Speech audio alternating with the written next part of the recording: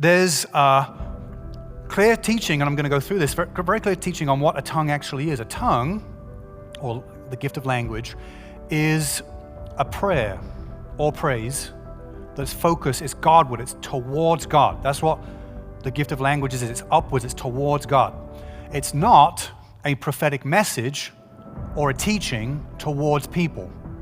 This is a really important distinction to clarify. So we already read it in Acts chapter 2, but let's focus on this next verse here in Acts chapter 2, verse 11. We just read this, but let's read this again. It says, "We hear them telling in our own tongues the mighty works of God."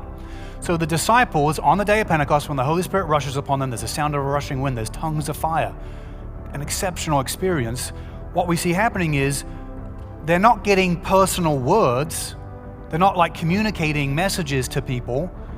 They're declaring the wonders or the mighty works of God.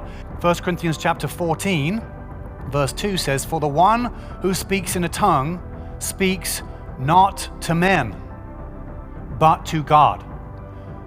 For no one understands him, but he utters mysteries in the Spirit." When it says mysteries, it doesn't mean things that are unknown, like you're creating new doctrine or something. It just means because nobody knows what's being said unless you get the interpretation.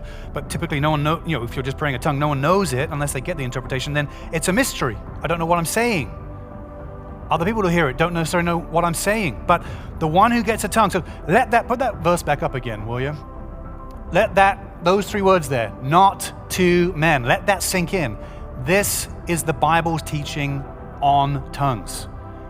We do not use tongues to speak to each other, to communicate to each other.